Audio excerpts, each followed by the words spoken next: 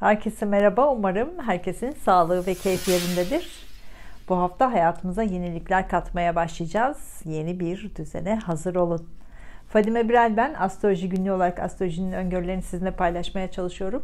Bu videoda 3-9 Mayıs arasındaki gökyüzü hareketlerinin burçlara etkilerini anlatmaya çalışacağım. Ülkelerle ilgili bu hafta gerçekten önemli gelişmeler de olacak. Birazdan onları da anlatacağım. Bu hafta Satürn-Venüs karesi hafta boyunca devam edecek. Satürn-Güneş karesi hafta boyunca devam edecek. Jüpiter, Venüs ve Merkür'e kare açı yapacak. Bu kare açılar özellikle finans konularında ani hareketleri işaret ediyor, riskleri işaret ediyor, disiplinli olmamızı işaret ediyor. Bilginiz yoksa adım atmayın diyor. Özellikle finans konularında dikkatli olmak gerektiğini işaret ediyor. Bu hafta Venüs ve Güneş Boğa burcunda ilerliyor. Finans, estetik ve güzellik, yemek sektörü, sanat sektörüyle ilgili güzel durumlar var gibi görünüyor. Ancak Satürn kısıtlamaları işaret ediyor. Satürn ani hareketleri de işaret ediyor. Bu sektörlerde anlık kazançlar ve anlık kayıplar da işaret ediyor. Merkür 5 Mayıs'ta İkizler Burcu'na geçecek. İletişim araçlarını daha yoğun kullanacağız. İletişimde daha hızlı hareket etmek isteyeceğiz. 30 Mayıs'a kadar iletişimde daha rahat hareket edeceğiz. 30 Mayıs'ta Merkür Retrosu başlayacak. 23 Haziran'a kadar da Merkür Retrosu devam edecek. Buna dair detayları sonraki videolarda paylaşacağım. Satürn ve Jüpiter'in hala Kova burcunda ilerliyor olması dünya genelinde ayaklanmaların da hala gündemde olmasını işaret ediyor. Grevler, hak ve adalet konuları, ayaklanmalar, gençlerle ilgili konular daha fazla gündemde olmaya devam edecek. Mars Yengeç burcunda ilerliyor. Ev, aile, vatan konuları gündemde olacak. Geçmişteki hesaplaşmalar gündemde olacak. İnşaat sektörü, gayrimenkul sektörü, yemek sektörü, dekorasyon sektörü daha fazla gündemde olacak. Bu alanlardaki işler hızla devam edecek. Bu dönemde mide, solunum yolları, göğüs bölgesiyle ilgili sağlık konularında daha ön planda olacak. Bu alanlara daha fazla dikkat etmeliyiz. Önümüzdeki hafta 11 Mayıs'ta Boğa burcunda yeni ay gerçekleşecek. Bu hafta hayatımıza yenilikleri katmaya başlayacağız. Ülke ülke dünya geneline bakacak olursak Amerika Haziran sonuna kadar sağlık konusunda daha fazla mücadele edecek. Sağlıktan dolayı kayıplar daha fazla olacak. Ancak sağlıkla ilgili gelişmeler sayesinde hızla çözüme ulaşılacak. Ülke içinde hafta başında genç ve çocuklarla ilgili ani bir gelişme yaşanabilir. Beklenmedik bir konu gündeme gelebilir. 3-4 Mayıs 2021'de finans konularında ani değişimler de yaşanabilir. Rusya bu hafta iş alanında ortak çalışmalar daha fazla yapacak. Ortak işlerle ilgili başlangıçlar yapacak. Hafta başında imzalanacak anlaşmalar çok kazançlı olacak. Sağlık sektöründe yeni iş alanları yaratılacak. Bununla ilgili önümüzdeki hafta yeni anlaşma ve sözleşmeler imzalanabilir. Savaş konuları Haziran ortalarına kadar sadece gündemde olacak. Gerçek savaş olacağını ben düşünmüyorum. İsrail geçmişten gelen konuları geçen hafta gündemine aldı. Gergin durumlar bu haftada devam edecek. Ülke içinde bu hafta başında ani gergin durumlar yaşanabilir. İsrail 19 Kasım 2021'den sonra ülke içinde büyük değişimleri yaşamaya da başlayacak. İran bu hafta ikili görüşmelerle daha fazla yapacak. Özellikle hafta başında ülke içinde toplum hareketleri olabilir. Haziran ortasına kadar ülke içinde gergin durumlar hep olacak. Bazı liderlerin ani ve belirsiz kayıpları olabilir. 11 Mayıs 2021 tarihi yakınlarında buna şahit olabiliriz. Ülkemizde bu hafta daha çok çocuklar ve gençlerle ilgili konular konuşulacak. Onların eğitim konuları tartışılacak. Finansal olarak zor bir süreç devam ediyor. Bu hafta yine kayıplar çok olacak maalesef. Bu hafta daha çok ülke içindeki konular tartışılacak. Psikolojik durumlar çok tartışılacak. Ülkemizde kısıtlamalar olmasaydı halk gösterileri de daha fazla gündemine gelebilirdi. Özellikle finansal olarak 3-4 Mayıs 2021'de ülkemizde ani değişimler de yaşanabilir. Siz de hangi ülkeden videolarımı izliyorsanız ve hangi ülkeyle ilgili bilgiler almak istiyorsanız yorumlarda yazarsanız sonraki videolarda bunlara yer verebilirim. Danışmanlıkla ilgili veya sormak istediğiniz konularla ilgili astrolojigünlüğü@gmail.com adresime mail atabilirsiniz. Doğum haritası analizini kalıcı olması için yazılı olarak göndermeyi tercih ediyorum. İstediğiniz dilde doğum haritası analizi için de mail atabilirsiniz. Şimdi 3-9 Mayıs arasındaki gökyüzü hareketlerinin burçlara etkilerini paylaşacağım. Burçlara dair dakikaları aşağıda açıklamalar kısmında yazacağım. Dakikalara tıklayarak burçlarınıza daha hızlı ilerleyebilirsiniz.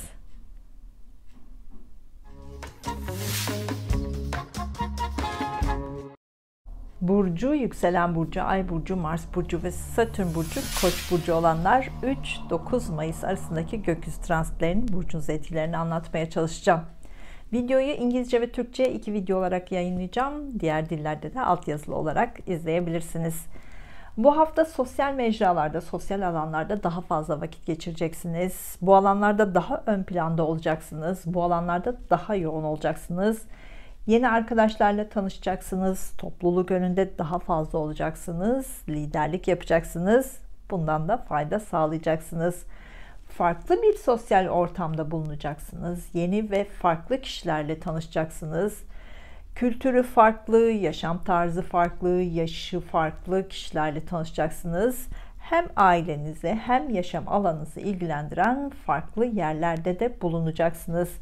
Mars ve Satürn burcu, Koç burcu olanlar bu hafta yoğun bir iş temposunda olacaksınız. Dekorasyonla, gayrimenkulle, evle ilgili, yemek sektörüyle ilgili yeni konuları işlerinize katabilirsiniz. Böylece işlerinizde daha başarılı olacaksınız, daha fazla kazanç sağlayacaksınız. Geçen haftayla birlikte başlayan uzun yolculuk konuları bu haftada devam edecek. Uzun yolculuk planlarınızı tamamlayabilirsiniz. Önümüzdeki 2 ay sürekli uzun yolculuklar yapacaksınız. Ev almak, ev satmak, ev taşımak, evde tadilatlar yapmak için bu hafta çok uygun. Bunları tamamlayabilirsiniz. Eğer buna dair plan ve hayalleriniz yoksa aniden geçecek konulara da hazırlıklı olmalısınız. Önümüzdeki 2 ay ev, aile, ebeveynler ve eş konuları gündeminizde olacak. Hafta boyunca ebeveynlerinizle ilgili konular sürekli gündeminizde olacak. Onların hayatındaki değişimlere şahit olabilirsiniz. Onlarla ilgilenmek zorunda kalabilirsiniz. Bu hafta eşinizle birlikte uzun yolculuklar da yapabilirsiniz. Doğada vakit geçirmek için kendinize zaman ayırabilirsiniz. Eşinizin hayatındaki değişimlere de şahit olabilirsiniz. Eşinizle ilgili gelişmeler de karşınıza çıkabilir. Evlenmek isteyenler bu hafta bu organizasyonlarınızı tamamlayabilirsiniz. Yeni bir hayata başlangıç yapabilirsiniz. Bu hafta yeni parasal kaynaklar yaratacaksınız. Para konusunda riskler hala gündemde. Bu yüzden daha dikkatli olmalısınız. Arkadaşlarınızla aranızdaki para konusu sizi üzebilir. Parasal konularla ilgili teknolojik ortamları, teknolojik sistemleri de hayatınızda daha fazla yer vermeye başlayacaksınız. Bu sistemleri daha fazla kullanmaya başlayacaksınız. Ancak bu sistemlerde risk var. Dikkatli olmalısınız. Geçen sene ortalarından beri yeni tarz kitaplar, yeni iletişim kaynakları karşınıza çıktı. Medya ile ilgili yeni platformlar karşınıza çıktı. Pazarlamayla ilgili işlerinize yenilikler katmanız gerektiğini anladınız. Bu yüzden sürekli yeni arayışlar içine girdiniz. Geçen 2 ay bu konularda başlangıçlar yaptıysanız bu başlangıçlar uzun süreli olacak. Bu yeni başlangıçlar size yeni kapılar açmaya başlayacak. Haftaya gün gün detaylı bakmadan önce kanalıma abone olduğunuz için, yorumlarınız için teşekkür ediyorum. Bu yeni videolar için bana güzel bir enerji oluyor. 3-9 Mayıs haftasına gün gün bakacak olursak, hafta başında işi olanlar yoğun bir tempo içinde çalışacaksınız. İşle ilgili konuları toparlayacaksınız. Beklediğiniz haberleri alabilirsiniz. Son aylarda sürüncemede kalan konularda da yeni gelişmelerin haberlerini alabilirsiniz. İş görüşmeleri için hafta başına randevu verebilirsiniz. İşle ilgili enerjiniz yüksek olacak. Yeni işlere daha fazla odaklanabileceksiniz.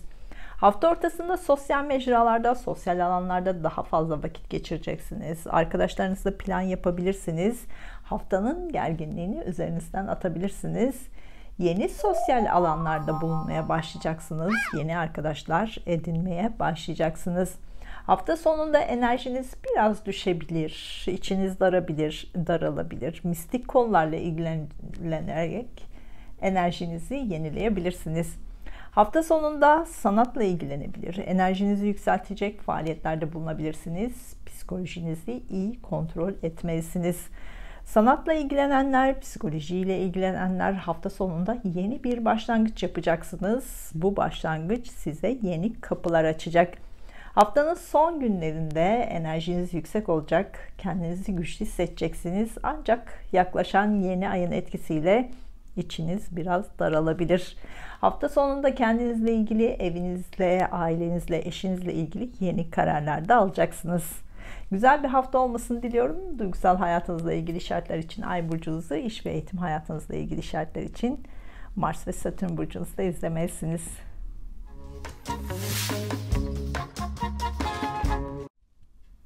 Burcu, yükselen burcu, ay burcu, Mars burcu ve Satürn burcu, boğa burcu olanlar 3-9 Mayıs arasındaki gökyüzü transitlerin burcunuza etkilerini anlatmaya çalışacağım. Videoyu İngilizce ve Türkçe 2 video olarak yayınlayacağım. Diğer dillerde de alt yazılı olarak izleyebilirsiniz. Bu hafta doğanların doğum günlerini de kutluyorum. Sağlıklı nice seneleriniz olsun diyorum. Güneş ve Venüs hala burcunuzda. Bu da size enerji vermeye devam ediyor. Önümüzdeki hafta burcunuzda gerçekleşecek yeni ayla birlikte de hayatınıza yenilikleri katmaya başlayacaksınız. Geçen 6 ayın izlerini yavaş yavaş iyileştirmeye başlayacaksınız. Bu hafta aşkta şanslısınız. Partnerinizle birlikte romantik planlar yapabilirsiniz. Yeni aşk arayanlar bu hafta yeni bir ilişkiye başlayabilirsiniz. Bu başlangıç uzun sürecek bir ilişki olacak. Algılarınız açık olsun. Önümüzdeki 2 ay kardeşleriniz, akrabalarınız veya yakın çevrenizdeki kişilerle daha fazla zaman geçireceksiniz. Onlarla olan ilişkilerinizi sürekli muhakeme edeceksiniz. Bu hafta kardeşleriniz, akrabalarınız veya yakın çevrenizdeki kişilerle ilişkilerinizde biraz gergin durumlar söz konusu olabilir. Daha sakin olmalısınız. Onlarla olan ilişkilerinizde daha anlayışlı olmalısınız. Sanatla ilgilenenler, mistik konularla ilgilenenler, psikolojik konularla ilgilenenler bu hafta bu konularda görüşmeler çok fazla yapacaksınız. Bu işlerle ilgili olabilir. Kendinizi geliştireceğiniz bir konuyla ilgili olabilir. Bu görüşmeler sonucunda kendinizi daha iyi hissedeceksiniz. Bu hafta sağlık konularıyla da ilgileneceksiniz. Estetik ve güzellikle ilgili işlemlerinizi bu hafta yaptırabilirsiniz. Bu konularda biraz fazla harcamalar da yapabilirsiniz. İşi olmayanlar dekorasyon, gayrimenkul, yemek sektöründe, iletişim, medya, lojistik, pazarlama ile ilgili bölümlerinde işler karşınıza çıkabilir. Bu işleri değerlendirebilirsiniz. Dekorasyon, gayrimenkul, yemek sektöründe çalışanlar bu hafta daha yoğun olacaksınız. Bu yoğunluk sizi bunaltabilir. Sabırlı olursanız kazançlarınız fazla olacak ama sabredemezseniz iş değişikliği söz konusu olabilir. Bu hafta işinizle ilgili parasal olumlu gelişmeler daha fazla olacak. İşlerinizden beklediğiniz paralar varsa elinize geçecek. İşle ilgili yeni konular gündeme gelebilir. Yeni iş alanları söz konusu olacak. İşle ilgili başlangıçlar da yapacaksınız. Önümüzdeki 2 sene iş konusunda büyük değişiklikler yapacaksınız. Ya yeni işe başlayacaksınız, ya iş değiştireceksiniz, ya da var olan işinizi geliştireceksiniz. Bu sene sonuna kadar iş konusunda çok şanssız olacaksınız. Çok fazla iş fırsatı karşınıza çıkacak. Eğer işiniz yoksa ve iş arıyorsanız bu şansı değerlendirmelisiniz. Ancak iş seçeyim derken işsiz kalmayın. Buna da dikkat edin. Bu hafta işinizle ilgili sosyal projelerinizi başlatmak için çok güzel bir enerjiler var. Eğer başlangıçlar yaparsanız bu başlangıçlar size daha fazla parasal kazançlar sağlayacak. Bu hafta para konusunda şanslı bir hafta olacak. Ancak riskli durumlarla karşılaşabilirsiniz. Dikkatli olmalısınız. Haftaya gün gün detaylı bakmadan önce kanalıma abone olduğunuz için, yorumlarınız için çok teşekkür ediyorum. Bu yeni videolar için bana güzel bir enerji oluyor. 3-9 Mayıs haftasına gün gün bakacak olursak hafta başında uzun yolculuklar yapacaksınız. Yeni uzun yolculuk planları da yapabilirsiniz. Eğitimle ilgilenenler, hafta başında eğitimle ilgili yenilikler karşınıza çıkacak. Bunları kabullenmeye başlayacaksınız. Eğitimle ilgili konularda hafta boyunca da başarılı olacaksınız. Yurt dışından beklediğiniz haberler de varsa hafta başında bunları alabilirsiniz. Eğitimle ilgili yurt dışı ile bağlantılı konularda beklediğiniz haberleri de alabilirsiniz. Bu konularda yenilikleri de başlatabilirsiniz. Hafta ortasında işi olanlar işle yoğun olacaksınız. İşle ilgili ikili görüşmeler çok fazla yapacaksınız. İşle ilgili yeni başlangıçlar yapacaksınız. İşlerinizde başarılı olacaksınız. İşinizle ilgili ani gelişmeler de karşınıza çıkabilir. İşi olmayanlar iş başvurusu yapmak, işle ilgili görüşmeler yapmak için hafta ortası uygun olacak. Bunu değerlendirmelisiniz. Yeni işe de başlayabilirsiniz. Yeni işle ilgili ani bir gelişme de olabilir. Bu fırsatı da değerlendirmelisiniz. Hafta sonunda sosyal mecralarda, sosyal alanlarda daha fazla zaman geçireceksiniz. Bu alanlarda işiniz varsa yenilikler karşınıza çıkabilir. Bunu değerlendirmelisiniz. Hafta sonunda yeni arkadaşlarla tanışabilirsiniz. Önümüzdeki dönemde bu yeni arkadaşlar sizin hayatınıza yenilikler katacak. Hafta sonunda içinizin daraldığını hissedeceksiniz. Biraz depresif durum olabilir, baş ağrısı olabilir, migren ağrısı olabilir. Bunlara hazırlıklı olursanız büyük sorun yaşamayacaksınız. Güzel bir hafta olmasını diliyorum. Duygusal hayatınızla ilgili işaretler için Ay burcunuzu, iş ve eğitim hayatınızla ilgili işaretler için Mars ve Satürn burcunuzu da izlemelisiniz.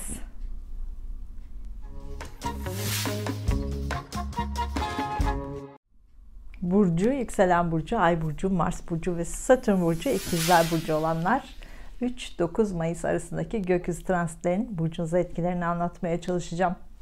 Videoyu İngilizce ve Türkçe 2 video olarak yayınlayacağım. Diğer dillerde altyazılı olarak da izleyebilirsiniz. Bu hafta para konusunda çok meşgul olacaksınız. Yeni para kaynakları yaratacaksınız. Geçen hafta başlayan para konuları bu haftada hızla devam edecek.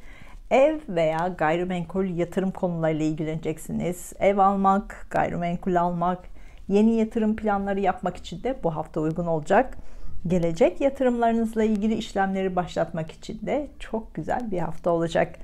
Son 6 aydır evinizle, ailenizle, ebeveynlerinizle, eşinizle ilgili konularla kafanız hep meşgul oldu. Şimdi kafanızı daha iyi toparlayacaksınız. Bunlarla ilgili yeni bir düzeni hayatınızda kuracaksınız. Son aylarda ebeveynlerinizle ilgili karşınıza çıkan yenilikleri kabulleneceksiniz. Eşinizle ilgili karşınıza çıkan yenilikleri kabulleneceksiniz. Evinizi taşımanız gerekiyorsa da taşıyacaksınız.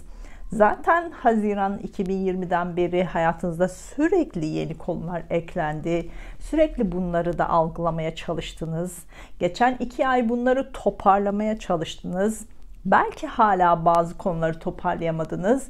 Özellikle ilişkilerinizle ilgili konuları Mayıs sonuna kadar daha kolay netleştireceksiniz. 10 Haziran'dan sonra artık yeni bir hayata başlayacaksınız. Yeni konuları hayatınıza katmaya başlayacaksınız.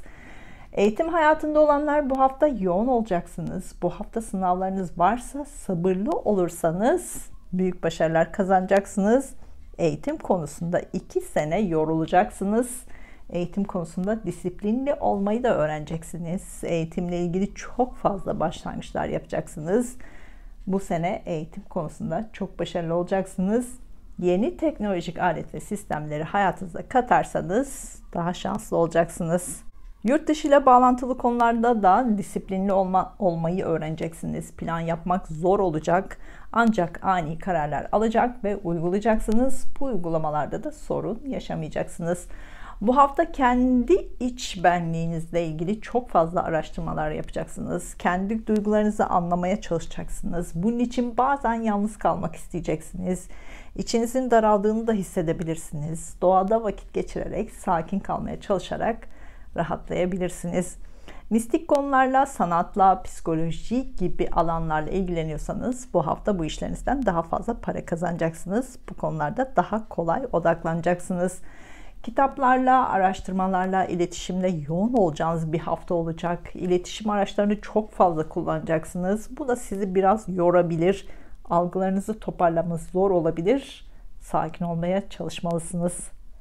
Son 2 senedir teknolojik alet ve sistemlerle ilgili araştırmalar yapmaya başladınız. Sürekli yenilikler karşınıza çıktı. Eğer teknolojik alet ve sistemleri hayatınıza alırsanız önümüzdeki 12 sene bu konularda daha fazla zaman geçireceksiniz.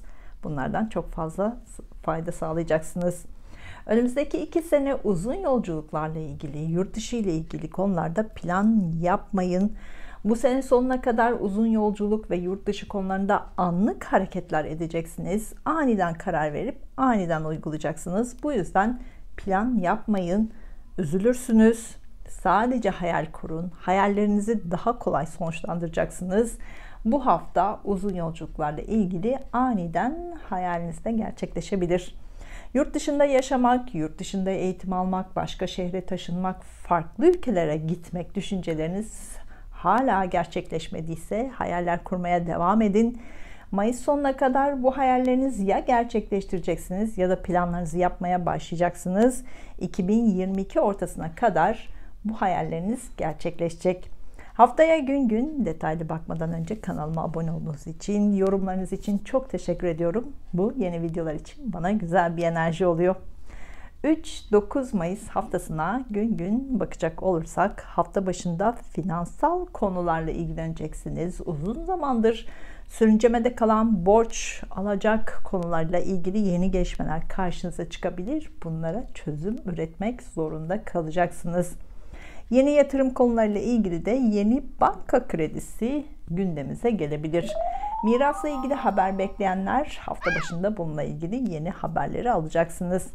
Hafta ortasında uzun yolculuklar yapabilirsiniz. Yurt dışından beklediğiniz haberleri alabilirsiniz. Yurt dışı ile bağlantılı konularda görüşmeler çok fazla yapacaksınız. Bu konularda başlangıçlar yapabilirsiniz. Hafta ortasında eğitimle ilgili konularda da gündemimizde olacak. Sınavlarınız varsa başarılı olacaksınız. Önümüzdeki 2 sene eğitim konusundaki sınanmalarınız daha fazla olacak. Eğitim konularında yeni başlangıçlar yapacaksınız. Hafta ortasında yurt dışı ile bağlantılı konularda, uzun yolculuklarla ilgili konularda ani gelişmeler karşınıza çıkabilir. Haftanın son günlerinde işle ilgili yeni konularda görüşmeler yapacaksınız. İşle ilgili büyük bir yeniliğe başlayabilirsiniz. İş konusunda imzalar atabilirsiniz. Yeni bir işe başlayabilirsiniz. İşle ilgili değişiklikler de yapabilirsiniz. Haftanın son gününde sosyal mecralarda, sosyal alanlarda yeni başlangıçlar yapabilirsiniz. Yeni arkadaşlar edinebilirsiniz.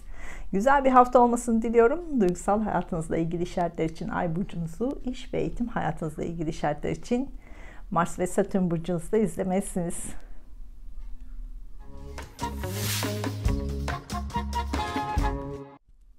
Burcu, yükselen burcu, Ay burcu, Mars burcu ve Satürn burcu, Yengeç burcu olanlar 3-9 Mayıs arasındaki gökyüzü transitlerinin burcunuza etkilerini anlatmaya çalışacağım.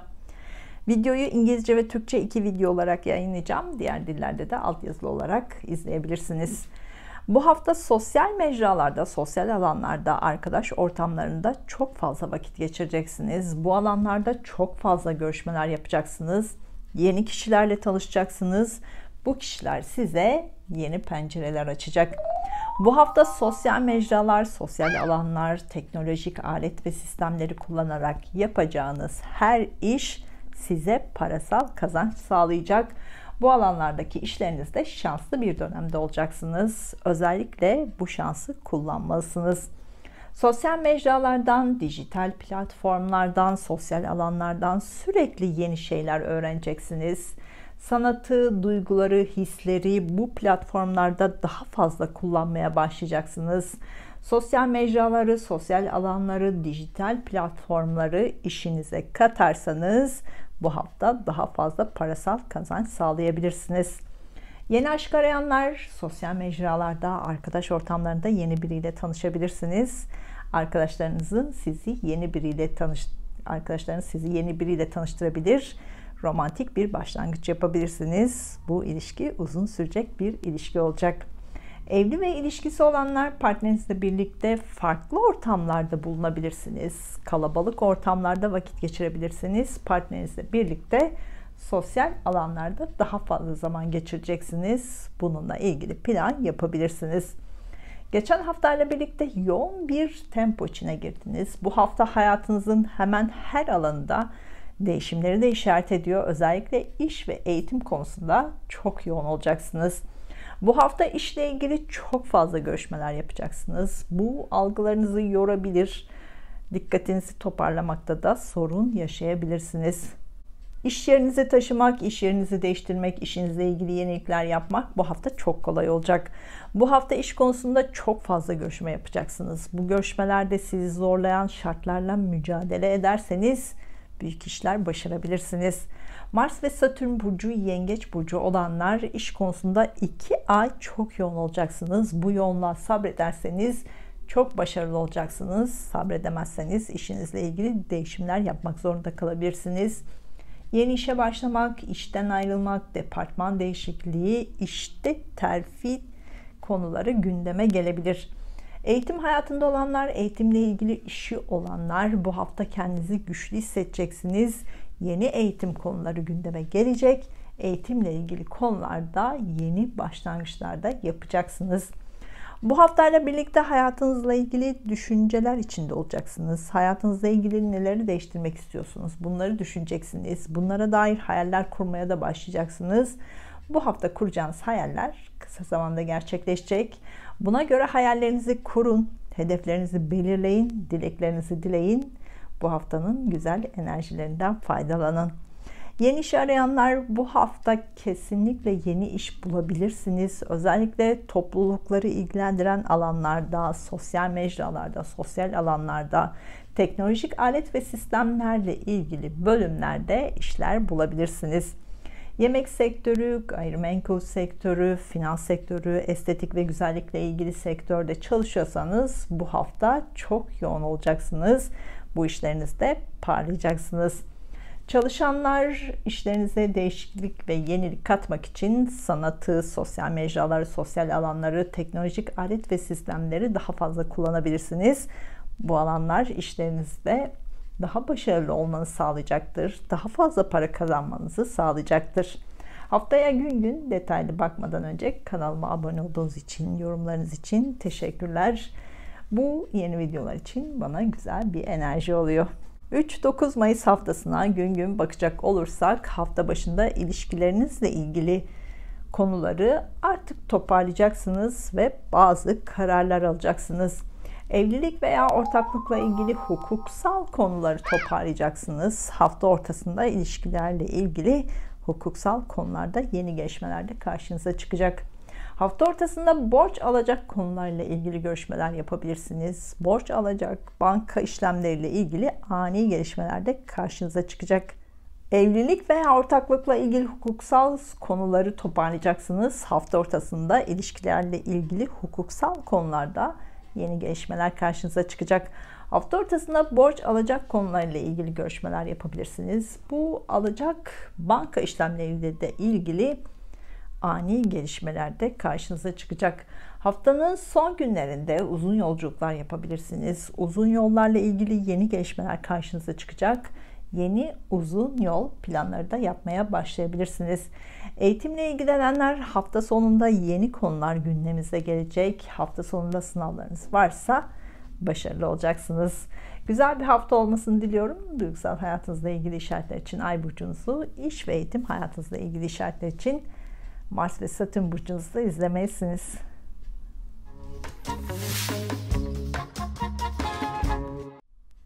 Burcu, yükselen burcu, Ay burcu, Mars burcu ve Satürn burcu, Aslan burcu olanlar 3-9 Mayıs arasındaki gökyüzü transitlerin burcunuzda etkilerini anlatmaya çalışacağım.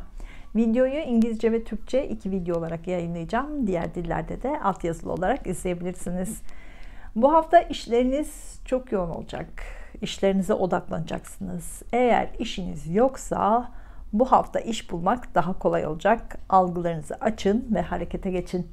Bu hafta işinizle ilgili konularda güneş gibi parlayacaksınız. İşinizle ilgili alanlarda parlayacaksınız. Daha fazla göz önünde olacaksınız. Daha fazla para kazanacaksınız. Son aylarda arkadaşlarınızla daha fazla ilgilenmek zorunda kaldınız. Onlara destek olmak zorunda kaldınız. Onların hayatındaki değişimleri kabullenmek zorunda kaldınız. Bu hafta onlarla daha fazla iletişim halinde olacaksınız. Son aylardaki konuları da toparlayacaksınız. Önümüzdeki 2 ay kendinize odaklanacaksınız. Sürekli kendinizle ilgileneceksiniz. Hem ruhsal olarak hem bedensel olarak kendinizi yenilemeye çalışacaksınız. Hayatınızda neleri değiştirmek istiyorsunuz? Bunlara odaklanacaksınız. Bunlarla ilgili hayaller kurmaya başlayacaksınız. Hedefler belirlemeye başlayacaksınız. Haziran ve Temmuz'da bu hedefleri gerçekleştireceksiniz. İlişkiler konusu hala gündemimizde. Güzel gelişmeler devam etse de sizin içinizde hala karamsar bir havada var diyebilirim. İlişkilerinizle ilgili bu hafta duygusal zamanlar yaşayacaksınız. Evlilik planı olanlar bu hafta bunları gerçekleştirebilirsiniz. Bu ilişki uzun bir ilişki olacak. Duygusal hayatınızla ilgili kararlarda mantıktan çok duygusallık önde olacak. Aniden kararlar da alabilirsiniz. İkili ilişkilerle ilgili değişimler önümüzdeki 2 sene hep gündemimizde olacak. Ortaklıklarla ilgili konular 2 sene hep gündemimizde olacak. Bu sene ilişkilerinizde hep şanslı olacaksınız. Bu şansı hem işinizde hem de özel ilişkinizde kullanacaksınız. Evlilik planı olanlar bu hafta bunu gerçekleştirebilirsiniz. Bu hafta duygusal hayatınızla ve ilişkinizle ilgili ani değişimler gündeminizde olacak. Aniden evlilik kararı alıp uygulayabilirsiniz. İlişkisi olmayanlar aniden başlayacak ilişkilerde de hazır olmalısınız. Duygusal bir ortamda yeni biriyle tanışabilirsiniz. Aniden başlayacak bir ilişkiye de hazır olmalısınız. Eş, ortaklık ve ilişkilerde bu hafta görüşmeler çok fazla yapacaksınız. İlişkinizle ilgili ciddi kararlar alacaksınız. Yeni aşk arayanlar işle ilgili, eğitimle ilgili alanlarda yeni aşkı bulabilirsiniz. Yeni biriyle tanışabilirsiniz. Bu hafta sosyal mecralarda, sosyal alanlarda çok fazla iletişim halinde olacaksınız. Yoğun iletişim sizi çok yoracak. Algılarınız dağılabilir. Sosyal mecralarda ve sosyal alanlarda bazı konuları araştıracaksınız. Aklınıza yeni fikirler gelecek. Haftaya gün gün detaylı bakmadan önce kanalıma abone olduğunuz için, yorumlarınız için çok teşekkür ediyorum. Bu yeni videolar için bana güzel bir enerji oluyor. 3-9 Mayıs haftasına gün gün bakacak olursak hafta başında sağlığınıza biraz dikkat etmelisiniz. Sağlıkla ilgili beklediğiniz haberleri alabilirsiniz. Sağlık sektöründe, kamu sektöründe ve hizmet sektöründe çalışanlar hafta başında işlerinizde yoğun olacaksınız. Bu işlerle ilgili başvurulardan haber bekliyorsanız da bu haberleri hafta başında alabilirsiniz. Yeni iş başlangıcı yapabilirsiniz. Hafta ortasında ikili görüşmeler çok fazla yapacaksınız. Bu işinizle ilgili olabilir, duygusal hayatınızla ilgili olabilir. Bu görüşmeler yeni başlangıçlara neden olacak. İlişkilerinizde ani değişimler de yaşayabilirsiniz. Hafta ortasında evlilik organizasyonlarınızı da gerçekleştireceksiniz. Bu ilişki uzun vadeli bir ilişki olacak. Haftanın son günlerinde gereksiz harcamalar çok fazla yapabilirsiniz. İşinizle ilgili harcamalar yapabilirsiniz. Bu da finansal olarak sizi biraz zorlayabilir. Hafta sonunda yeni iş sözleşmeleri, anlaşmaları da yapabilirsiniz. Bu iş uzun vadeli bir işin başlangıcı olacak. Haftanın son günlerinde aşk ilişkinizle ilgili ciddi kararlar alacaksınız. Hemen de uygulayacaksınız. Çocuklar veya çocuklarınızla ilgili konularda da yeni kararlar alabilirsiniz. Güzel bir hafta olmasını diliyorum. Duygusal hayatınızla ilgili işaretler için Ay burcunuzu, iş ve eğitim hayatınızla ilgili işaretler için Mars ve Satürn burcunuzu da izlemelisiniz.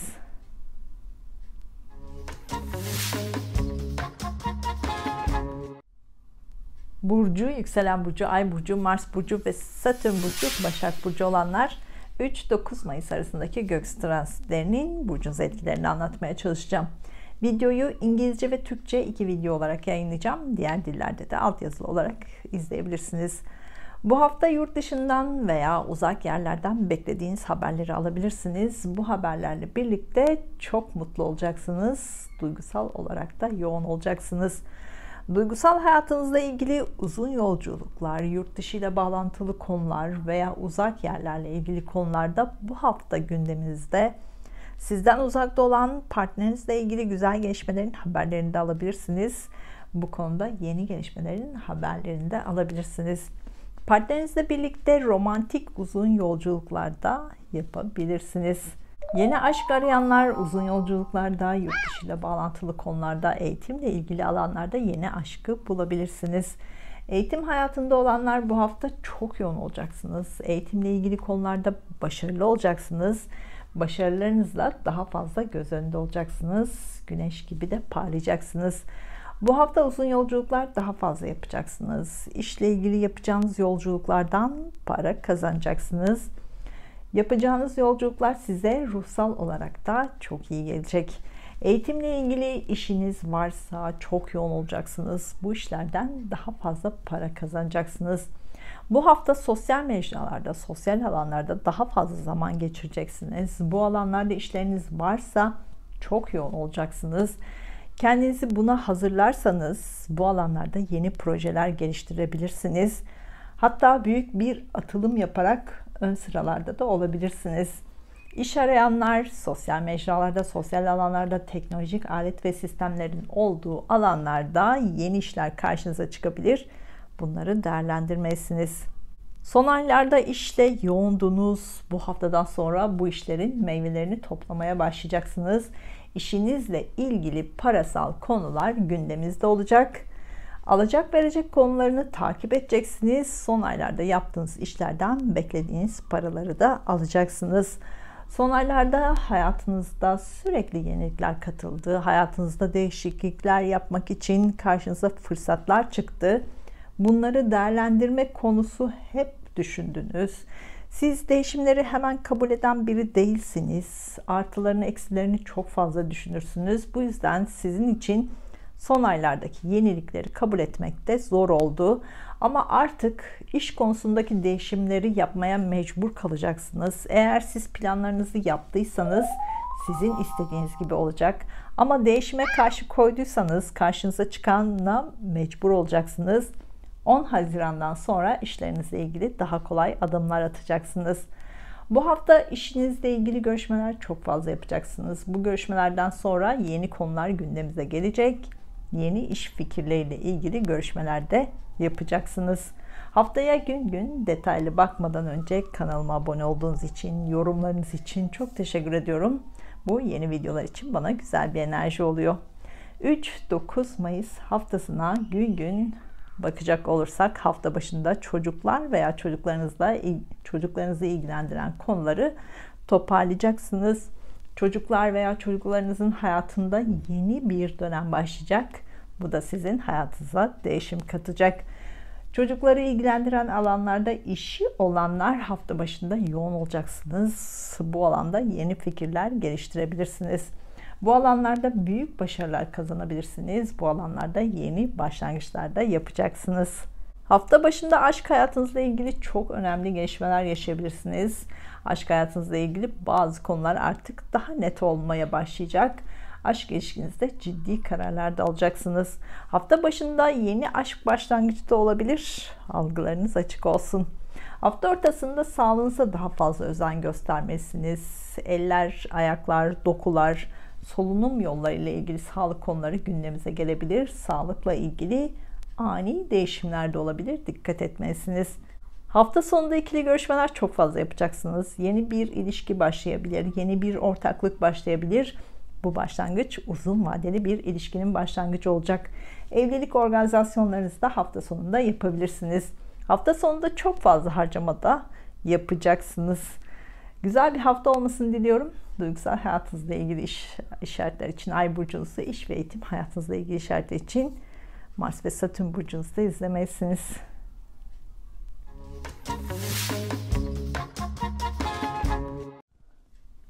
Burcu, yükselen burcu, ay burcu, Mars burcu ve Satürn burcu, terazi burcu olanlar 3-9 Mayıs arasındaki gökyüzü transitlerinin burcunuza etkilerini anlatmaya çalışacağım. Videoyu İngilizce ve Türkçe 2 video olarak yayınlayacağım. Diğer dillerde de altyazılı olarak izleyebilirsiniz. Bu hafta iş konularıyla o kadar yoğun olacaksınız ki bu yoğunluk sizi biraz bunaltacak derecede olabilir. İşinizle ilgili ani değişimlere de hazır olmalısınız. Sizin kontrolünüz dışında gelişmeler karşınıza çıkabilir. İşinizde terfi konusu olabilir, işten ayrılma konusu olabilir, işinizde yer değiştirme, işinizde değişimler de söz konusu olabilir. İş konusunda biraz kararsız da kalabilirsiniz. İş arayanlar bu hafta kesinlikle işle ilgili başvurularınıza cevap alıp yeni işe başlayabilirsiniz. Algılarınız açık olsun. Bu hafta yapacağınız başlangıç uzun vadeli bir işin başlangıcı olacak. Mars ve Satürn burcu terazi burcu olanlar bu hafta iş konusunda yeni başlangıçlar yapacaksınız. Önümüzdeki 2 ay işleriniz sürekli yenilikler katacaksınız. Bu yenilikler sizin başarılı olmanızı da sağlayacak. Eğitim konusunda bu hafta başarılı olacaksınız. Eğitim alanında çalışanlar bu hafta çok yoğun olacaksınız. Bu yoğunluk sizi biraz bunaltabilir. Bunun bilincinde olursanız daha sabırlı olabilirsiniz. Yurt dışı ile ilgili konularda para bekleyenler bu hafta bu para elinize geçebilir. Bu hafta borç alacak konuları gündeminizde, yeni yatırımlarla ilgili kredi konuları da gündeminizde ise işlemlerinizi tamamlayacaksınız. Bu işlemlerde sorun olmayacak. Borçlarınızı daha hızlı ödeyeceksiniz. Kolay çözümler üreteceksiniz. Estetik ve güzellikle ilgili konularda da biraz fazla harcama yapabilirsiniz. Estetik ve güzellikle ilgili işiniz varsa bu işlerinizden bu hafta daha fazla para kazanacaksınız. Yemek sektöründe, finans sektöründe işleriniz varsa bu işlerinizden daha fazla para kazanacaksınız. Para konusunda bu hafta riskler almayın. Daha dikkatli olun. Yatırım konularında ani kararlar size zarar verebilir. Bu hafta yurt dışı ile ilgili konularda görüşmeler daha fazla yapacaksınız. Bu görüşmeler sonucunda yeni fikirler gelişecek. Bu yeni fikirler sizin için işle ilgili güzel gelişmeler de yaratacak. Bu hafta eğitim konusunda görüşmeler yapacaksınız. Eğitimle ilgili yeni fikirlerle karşılaşabilirsiniz. Haziran 2020'den beri eğitim konularında hep yenilikler karşınıza çıktı. Bunları kabullenmek zorunda kaldınız. 10 Haziran'dan sonra eğitimle ilgili hayatınızda büyük başlangıçlar yaşayacaksınız. Buna da şimdiden hazır olmalısınız. Haftaya gün gün detaylı bakmadan önce kanalıma abone olduğunuz için, yorumlarınız için çok teşekkür ediyorum. Bu yeni videolar için bana güzel bir enerji oluyor.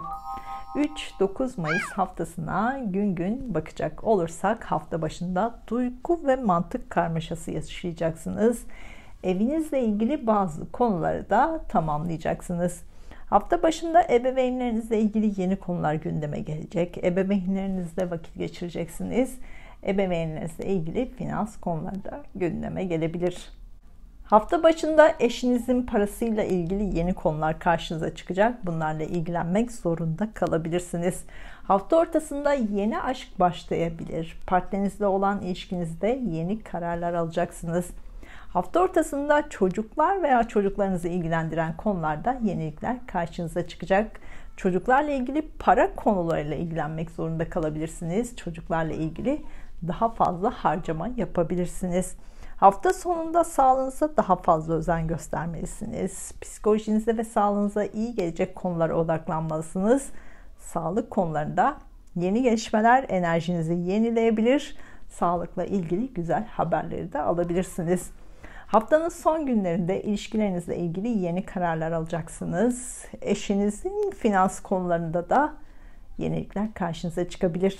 Güzel bir hafta olmasını diliyorum. Duygusal hayatınızla ilgili işaretler için Ay burcunuzu, iş ve eğitim hayatınızla ilgili işaretler için Mars ve Satürn burcunuzu da izlemelisiniz.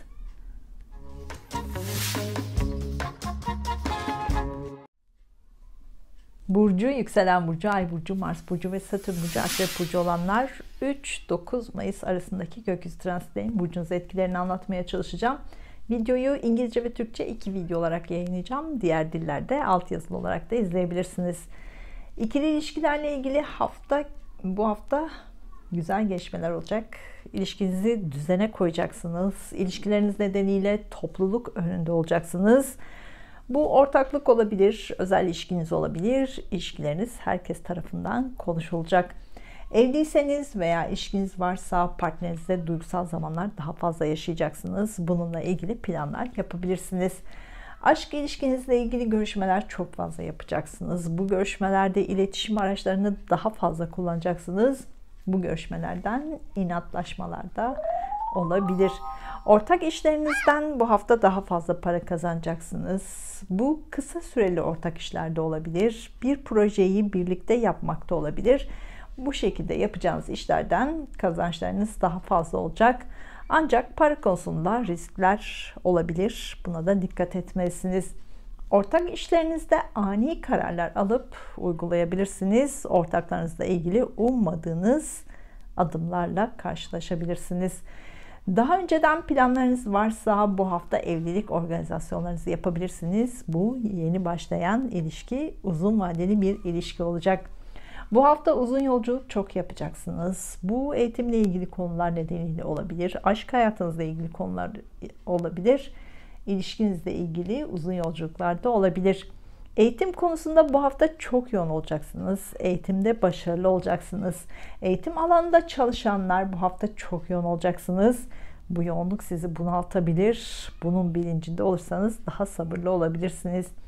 Yurt dışı ile bağlantısı olanlar, yurt dışı ile işi olanlar bu hafta bu konularda çok yoğun olacaksınız. İşlerinizden kazançlar sağlayabilirsiniz. Bu alanlarda sizi bunaltan sorunlara da hızlı çözümler üreteceksiniz. Aşk ilişkinizde daha özgür olmak isteyeceksiniz. Bu özgürlük hissi sizi aşk ilişkinizde biraz zorlayabilir. Bazen partnerinizin sizin üzerinize fazla geldiğini düşünerek kendi içinize çekilmek isteyebilirsiniz. Bu da ilişkilerinizde bazı sorunlar yaratabilir. Bu sorunları çözmeden kaçabilirsiniz.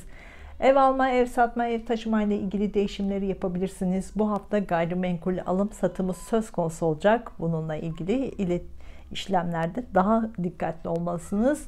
Parayla ilgili ani gelişmeler yaşayabilirsiniz. Ebeveynlerinizle ilgili konularda bu hafta görüşmeler çok fazla yapacaksınız. Bu görüşmeler sonunda onların hayatındaki ani değişimlere de şahit olabilirsiniz. Bu hafta evinizdeki elektronik alet ve sistemlerle ilgili yenilikleri de hayatınıza katabilirsiniz. Haftaya gün gün detaylı bakmadan önce kanalıma abone olduğunuz için, yorumlarınız için çok teşekkür ediyorum. Bu yeni videolar için bana güzel bir enerji oluyor. 3-9 Mayıs haftasına gün gün bakacak olursak hafta başında kardeşlerinizle, akrabalarınızla veya yakın komşularınızla ilgili son aylarda karşınıza çıkan konuları artık kabulleneceksiniz. Onlarla ilişkilerinizde yenilikler karşınıza çıkmaya başlayacak. Hafta ortasında evinizde vakit geçirmek isteyeceksiniz. Evinizde, ailenizle vakit geçirmek için planlar yapabilirsiniz. Ebeveynlerinizle vakit geçirmek için planlar yapabilirsiniz. Hafta ortasında ev taşıma, evde tadilatlar yapma, ev değişikliği konularında köklü değişimler yapabilirsiniz. Bu konularla ilgili yeni fikirler de gelişebilir.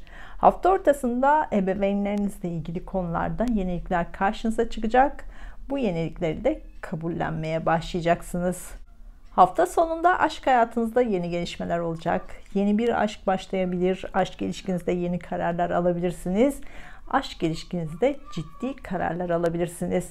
Hafta sonunda çocuk veya çocuklarınızla ilgili yeni konularda gündemimize gelecek. Bu yenilikler sizin de hayatınıza yenilik katacak. Haftanın son günlerinde sağlığınızla ilgili yeni gelişmeler olacak. Eşinizin sağlığı da gündeme gelebilir. Güzel bir hafta olmasını diliyorum. Duygusal hayatınızla ilgili işaretler için Ay burcunuzu, iş ve eğitim hayatınızla ilgili işaretler için Mars ve Satürn burcunuzu da izlemelisiniz.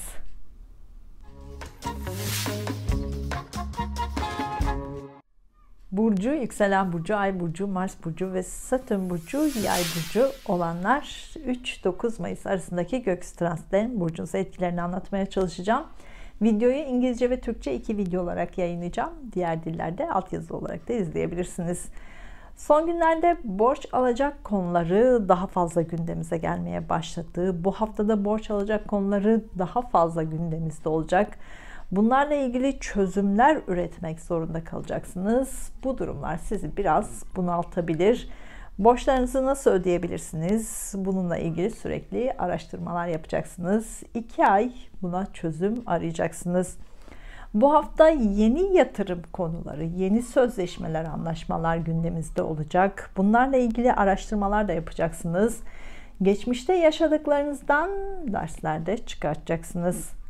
Miras konusu gündeminizde ise bununla ilgili çözümler de karşınıza çıkacak. Miras konusunda yenilikler karşınıza çıkacak. Yeni iş arayanlar finans sektöründe, yatırım konularıyla ilgili sektörde, hukukla ilgili sektörde, gizli bilimlerle ilgili alanlarda, yemek, dekorasyon, gayrimenkul bölümlerinde işler karşınıza çıkabilir. Algılarınız açık olsun. Sizin veya çevrenizdekilerin sağlık konusu bu hafta gündemimizde olacak. Boyun, ense, hormonlar, mide, göğüs, solunum yollarıyla ilgili sorunlarla karşılaşabilirsiniz. Yediklerinize daha fazla özen göstermelisiniz, daha dikkatli olmalısınız. Sağlık konusunda daha fazla harcamada yapabilirsiniz. Sağlıkla ilgili ameliyat konuları da gündemimizde ise önümüzdeki 2 ay bunları gerçekleştirebilirsiniz. Estetik ve güzellikle ilgili konularda da daha fazla harcama yapabilirsiniz. Estetik ve güzellikle ilgili konularda beklenmedik gelişmelerle karşılaşabilirsiniz. Daha dikkatli olmalısınız. Son aylarda sürekli geçmişi sorguladınız. Mayıs sonuna kadar da sorgulamaya devam edeceksiniz. Böylece yenilenmeniz gerektiğini daha iyi anlayacaksınız. Yaşamınızı, kendinizi, kişiliğinizi ruhsal ve fiziksel olarak da yenilemelisiniz.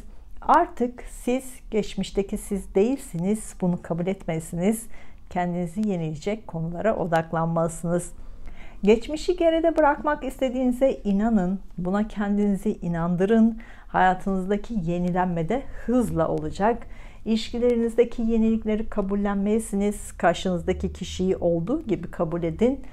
Kabul ederseniz ilişkiniz yeniden canlanacak. Kabul etmezseniz ilişkinizi bitirmek zorunda kalabilirsiniz. Evlilik planı olanlar bu hafta bu organizasyonlarınızı yapabilirsiniz. Yeni bir hayata başlayabilirsiniz. Bu uzun vadeli bir evlilik olacak. Bu hafta ikili görüşmeler yapacaksınız. Bu görüşmeler sizi yorabilir. İletişim araçlarını da çok fazla kullanacaksınız. Dikkatinizi toparlamak zor olabilir. Haftaya gün gün detaylı bakmadan önce kanalıma abone olduğunuz için, yorumlarınız için çok teşekkür ediyorum. Bu yeni videolar için bana güzel enerji oluyor. 3-9 Mayıs haftasına gün gün bakacak olursak hafta başında parasal olarak yeni konular gündeme gelecek. Uzun zamandır beklediğiniz para elinize geçebilir. Para kazanmayla ilgili girişimde de bulunabilirsiniz.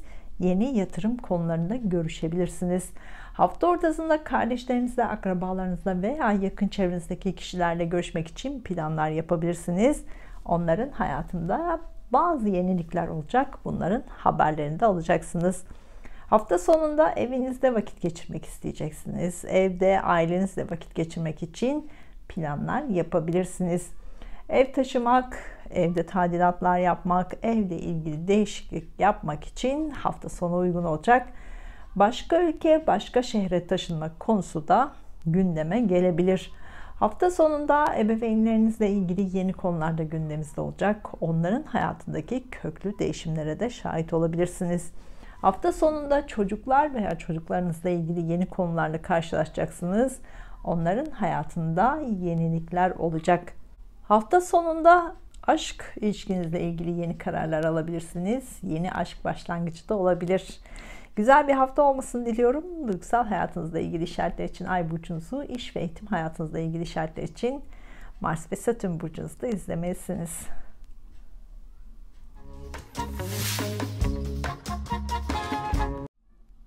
Burcu, yükselen burcu, Ay burcu, Mars burcu ve Satürn burcu, Oğlak burcu olanlar 3-9 Mayıs arasındaki gökyüzü transitlerin burcunuza etkilerini anlatmaya çalışacağım. Videoyu İngilizce ve Türkçe 2 video olarak yayınlayacağım. Diğer dillerde altyazılı olarak da izleyebilirsiniz. Bu hafta aşk konuları daha fazla gündemimizde olacak. Aşkla ilgili görüşmeler çok fazla yapacaksınız. Güneş ve Venüs aşkta sizi destekliyor. Aşk ilişkinizde ciddi kararlar da alabilirsiniz. Bu kararlarla birlikte evlilik planlarınızı da yapmaya başlayabilirsiniz. Son aylarda ilişkilerinizle ilgili kafanızda bazı sorular olduysa bu haftayla birlikte bu sorulara cevaplar aramaya başlayacaksınız. İlişkinizi bitirme kararı alıp bunu da uygulayabilirsiniz. Önümüzdeki 2 ay ilişkilerinizi sorgulayacaksınız. Bu iş ilişkiniz olabilir, aşk ilişkiniz olabilir, evlilik ilişkiniz olabilir. İlişkilerinizle ilgili bitişler veya başlangıçlar yaşayacaksınız. İlişkilerinizi sorgularken geçmişi sürekli sorgulayacaksınız. Bundan vazgeçmelisiniz. Böylece ilişkilerinizi yenilemek veya yeni ilişkilere başlamak daha kolay olacak. Geçmişte yaşadıklarınızı geride bırakmak istediğinize inanın. Buna kendinizi inandırın. Hayatınızdaki akış daha hızlı olacak. Belki ilişkiniz yeniden canlanacak ama geçmişte yaşadıklarınızı geride bırakırsanız bu olacak. Belki eski ilişkinizde daha kolay kopacaksınız. Siz sadece geçmişi unutmak istediğinize karar verin. Zaten Mayıs ve Haziran aylarında ilişkiler konusunda kesinlikle yenileneceksiniz. Bu hafta ikili görüşmeler çok fazla yapacaksınız. Bu görüşmeler bazen sizi yorabilir, sizi biraz gergin yapabilir. Bu görüşmelerden güzel haberler de alabilirsiniz. İlişkilerinizde yeni başlangıçlar da yapacaksınız. Evlilik planı olanlar bu hafta bu organizasyonlarınızı yapabilirsiniz. Yeni bir hayata başlayabilirsiniz. Bu uzun vadeli bir evlilik olacak. Gökyüzü geçen 2 sene sizi gerçekten zorladı. Eğer geçen 2 seneden dersler çıkarttıysanız bu sene sizin seneniz olacak. Geçen 2 senenin acısını bu sene fazlasıyla çıkartacaksınız. Hem maddi olarak hem manevi olarak yeni fırsatlar hep karşınıza çıkacak. Kendinizi hep yenileyeceksiniz. Lütfen olumlu düşünmeye başlayın. Karamsarlığı, kuşkuları artık geçmişte bırakın. Eğer hala geçmişle yaşıyorsanız karşınıza çıkacak fırsatları görmeniz zor olacak. Bu şansı kaybedeceksiniz. Haziran 2020'den beri evren size destek veriyor. Mistik konularla, dinsel öğretilerle, psikolojiyle, psikolojik güçlerle ilgilenerek geçen 2 sene yaşadıklarınızı daha iyi anlayabilir. Onlardan çıkartmanız gereken dersleri daha iyi algılayabilirsiniz. Bu da psikolojik olarak kendinizi yenilemenizi sağlayacaktır.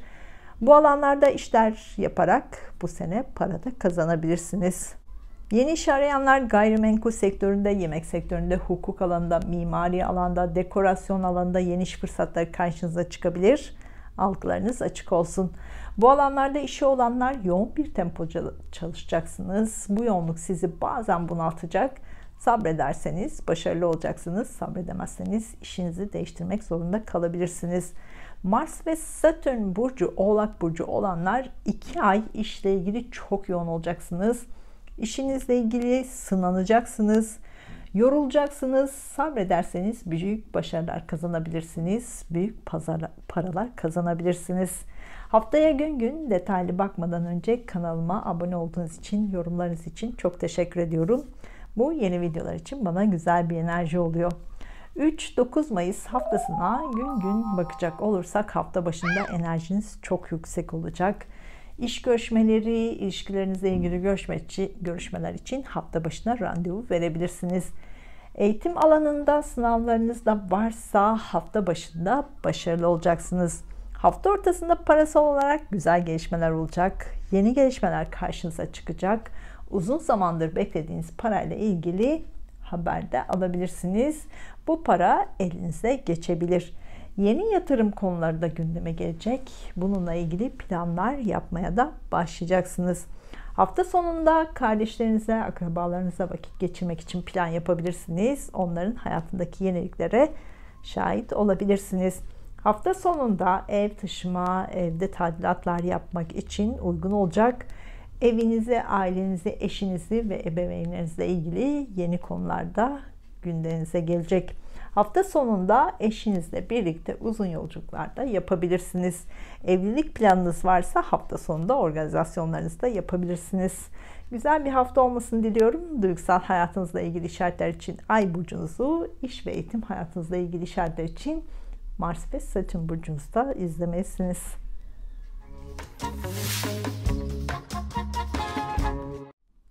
Burcu, yükselen burcu, Ay burcu, Mars burcu ve Satürn burcu, Kova burcu olanlar 3-9 Mayıs arasındaki gökyüzü transitlerinin burcunuza etkilerini anlatmaya çalışacağım. Videoyu İngilizce ve Türkçe 2 video olarak yayınladım. Diğer dillerde altyazılı olarak izleyebilirsiniz. Bu hafta daha çok ev, aile, eş, ebeveynlerinizle ilgileneceksiniz. Bu hafta duygusal olarak çok yoğun olacaksınız. Ev, aile, ebeveyn, eş konularında yoğun duygusallık olacak. Bazen duygu patlamaları halinde de yaşayabilirsiniz. Duygusal iniş çıkışlar yaşayacaksınız. Ani duygu değişimleri de yaşayacaksınız. Bu hafta ebeveynlerinizle ilgili konularda görüşmeler yapacaksınız. Ebeveynlerinizle daha fazla zaman geçireceksiniz. Onlarla daha fazla iletişim halinde olacaksınız. Venüs ve Güneş güzel enerjiler katıyor size. Aşk ve duygusallıkta yoğun bir hafta olacak. Partnerinizle birlikte romantik planlar yapabilirsiniz. Eşinizle birlikte uzun yolculuklar yapabilirsiniz. Güzel vakitler geçirebilirsiniz. Duygusallığın tadını çıkartabilirsiniz. Plan yapmadan sadece spontane seyahatlere de yapabilirsiniz. Çünkü planlar işlemeyecektir. Evlilik planı olanlar sorun olmadan bu hafta organizasyonlarınızı tamamlayabilirsiniz. Bu hafta kendinizi güçlü hissedeceksiniz. Ancak sağlık konuları sizi biraz zorlayabilir.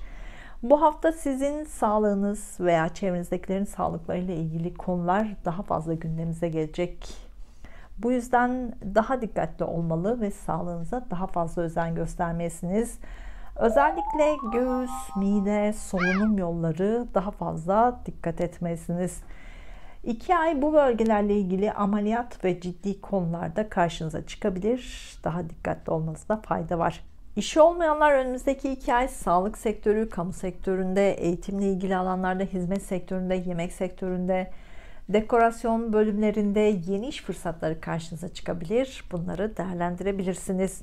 Satürn ve Jüpiter hala burcunuzda. Bunlar size hem enerji veriyor hem de hayatınızdaki değişimleri sürekli tetikliyor. Sizin daha disiplinli olmanız gerektiğini Satürn sürekli hatırlatıyor. Satürn disiplinli ve kararlı olmanız konusunda sizi eğitmeye devam ediyor. Siz kendinizi eğitmeyi seviyorsunuz, kendinizi geliştirmeyi seviyorsunuz, kendi yöntemlerinizle bunları yapmayı seviyorsunuz. Ama önümüzdeki 2 sene Satürn kendi yöntemleriyle sizi eğitmeye çalışacak. Bazen bunu kabul etmek size zor gelebilir. Zorlandığınızda sabırlı olursanız, Satürn'le iyi geçinirseniz, özellikle bu sene hemen her konuda şans sizden yana olacak. Şanslı olduğunuz alanları da görmeniz daha kolay olacak. Sizin bazı konuları abartmanıza da Jüpiter neden oluyor. Bu abartılar bazen hata yapmanıza da neden olabilir. Dikkatli olmalısınız. Mayıs sonuna kadar ev, aile, ebeveyn ve eş konusunda ani değişimler de yaşayabilirsiniz. Onların hayatında değişimler olabilir. Buna da hazırlıklı olmalısınız. Yeni aşk arayanlar aniden biri karşınıza çıkabilir veya ebeveynleriniz sizi biriyle tanıştırabilir. Algılarınız açık olsun. İşinizle ilgili son aylarda tamamlayamadığınız konuları bu hafta tamamlayacaksınız. Bu gücü kendinizde bulacaksınız. Mars ve Satürn burcu Kova burcu olanlar iş ve eğitim konusunda şanslı bir haftadasınız. Yeni fikirler, yeni görüşmeler, yeni projeleri başlatmak için de harika bir hafta olacak. Bunu değerlendirmelisiniz. Haftaya gün gün detaylı bakmadan önce kanalıma abone olduğunuz için, yorumlarınız için çok teşekkür ediyorum. Bu yeni videolar için bana güzel bir enerji oluyor. 3-9 Mayıs haftasına gün gün bakacak olursak hafta başında psikolojinizi zorlayan durumlarla karşılaşabilirsiniz. Duygusal olarak kendinizi baskı altında hissedebilirsiniz. Karamsar duygular içinde olabilirsiniz. Bazı konularda kuşku içinde olabilirsiniz. Enerjiniz düşük olabilir. Enerjinizi yenileyecek konuları gündeminize almalısınız. Doğada vakit geçirebilirsiniz. Mistik konularla da ilgilenebilirsiniz. Hafta ortasında enerjiniz çok yüksek olacak. Bunu iyi değerlendirmelisiniz. Anlaşmalar, sözleşmeler, evlilik kararları, ilişkiye dair kararlar için hafta ortası uygun olacak. Yapacağınız başlangıçlar hayatınızı düzene koymanızı da sağlayacak. Evinizle, eşinizle, ebeveynlerinizle ilgili karar almak için de hafta ortası uygun olacak. Sınavlarınız varsa hafta ortasında bunlarda başarılı olacaksınız. İşle ilgili görüşmeleriniz varsa bunda da başarılı olacaksınız. Hafta sonunda parasal olarak güzel haberler alacaksınız. Yeni parasal konular gündeminize gelecek. Yeni yatırım konuları karşınıza çıkacak. Parayla ilgili yeni hayaller, yeni hedefleri belirleyeceksiniz. Para konusunda olumlu gelişmelerin başlangıcı da olacak. Hafta sonunda para konusunda dilekler ve isteklerle ilgili ritüeller de yapabilirsiniz. Bunların kısa sürede gerçekleşeceğini de görebilirsiniz. Haftanın son günlerinde kardeşlerinizle, komşularınızla, akrabalarınızla ilgili yeni konular karşınıza çıkacak. Onlarla hafta sonunda vakit geçireceksiniz.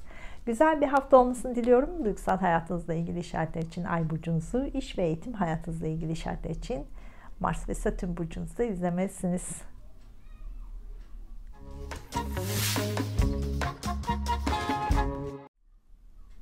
Burcu, yükselen burcu, ay burcu, Mars burcu ve Satürn burcu, balık burcu olanlar 3-9 Mayıs arasındaki gökyüzü transitlerin burcunuza etkilerini anlatmaya çalışacağım. Videoyu İngilizce ve Türkçe 2 video olarak yayınlayacağım. Diğer dillerde altyazılı olarak da izleyebilirsiniz. Bu haftadan sonra çocuk konusuyla daha fazla meşgul olacaksınız. Çocuklar veya çocuklarınızla ilgili konular karşınıza çıkacak. Bu konularda biraz zorlanabilirsiniz. Bu konularda kendinizi yenileyeceksiniz. Çocuklarla ilgili konularda işler yapıyorsanız önümüzdeki 2 ay çok yoğun olacaksınız. Bu yoğunluk size parasal kazançlar da sağlayacak. Özellikle Mars ve Satürn burcu, balık burcu olanlar çocuklarla ilgili işlerinizde daha fazla para kazanabilirsiniz. Yeni çalışma alanları da karşınıza çıkabilir. Bu hafta aşk ilişkinizle ilgili kafanız karışacak. Özgürlük ve yalnızlık kavramlarının farkını anlamaya çalışacaksınız. Aşk ilişkinizin özgürlüğünüzü sınırladığını düşünmeye başlayabilirsiniz. Ama bu düşünce yalnız kalmanıza neden olabilir. Duygusallık ve mantık arasında kalacaksınız. Ani kararlar alsanız da bu kararları uygulamanız zor olacak. 2 ay aşk ilişkiniz sürüncemede kalabilir. Net kararlar almanız zor olabilir. Önümüzdeki 2 ay aşk ilişkinizde bazen gergin durumlarda yaşayabilirsiniz. Aşk ilişkinizle ilgili ciddi kararlar da alacaksınız. Bu evlilik kararı olabilir. Bu hafta evlilik planlarınız varsa bu planlarınızı sorun olmadan da tamamlayabilirsiniz. Önümüzdeki 2 ay daha fazla topluluk önünde olacaksınız. Sahnelerde olacaksınız. Kalabalıkların önünde olacaksınız.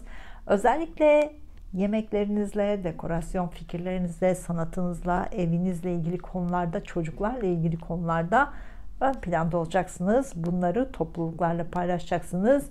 Çoğu zaman parlayacaksınız. Çok konuşacaksınız, çok konuşulacaksınız. Bu alanlarda işleriniz varsa da yoğun olacaksınız. Bu hafta kardeşleriniz, akrabalarınız, yakın çevrenizdeki kişilerle daha fazla zaman geçireceksiniz. Onların hayatında yenilikler olacak. Duygusal hayatında yenilikler olacak. Onların yanında olacaksınız. Daha fazla duygusal anlar yaşayacaksınız. Yeni aşk arayanlar, kardeşleriniz, akrabalarınız veya yakın çevrenizdeki kişiler sizi yeni biriyle tanıştırabilir. Bu güzel bir ilişkinin başlangıcı olacak. Son aylarda evliliğiniz, ilişkiniz, ebeveynlerinizle ilgili konular sizi çok yordu. Şimdi bu konuları toparlayacaksınız. Bunlarla ilgili son 2 ayı ve son 1 seneyi sorgulayacaksınız. Mayıs sonuna kadar bazı kararlar alacaksınız. 10 Haziran'dan sonra da bu kararları uygulayacaksınız. Evlenmek isteyenler bu hafta bu organizasyonlarınızı tamamlayabilirsiniz. Yeni bir hayata başlangıç yapabilirsiniz. Bu hafta geleceğe dair hayaller kurmaya devam etmelisiniz. Özellikle aşk ve evlilik ve ilişki konusunda Haziran başına kadar hayallerinizi kurun.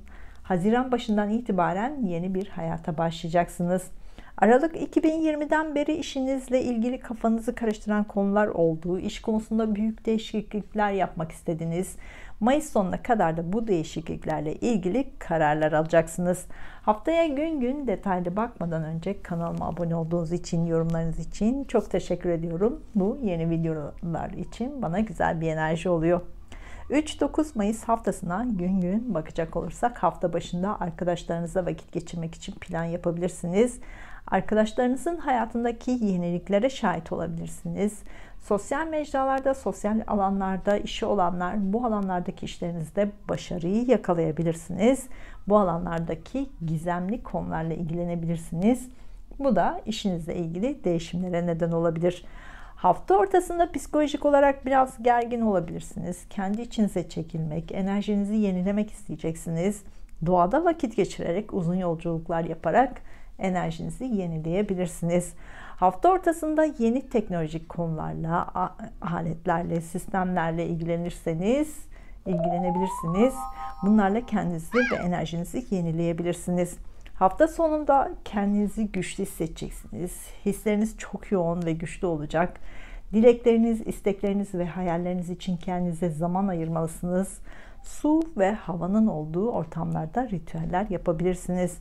Haftanın son günlerinde işlerinizle ilgili görüşmelerde de başarılı olacaksınız. Eğitimle ilgili sınavlarınız da varsa başarılı olacaksınız. Evlilik organizasyonlarınızı da hafta sonunda yapabilirsiniz. Bu uzun vadeli bir evlilik olacak. Haftanın son günlerinde de para konularını daha fazla konuşacaksınız. Parayla ilgili yeni gelişmeler olacak. Güzel bir hafta olmasını diliyorum. Duygusal hayatınızla ilgili işaretler için Ay burcunuzu, iş ve eğitim hayatınızla ilgili işaretler için Mars ve Satürn burcunuzda izlemelisiniz.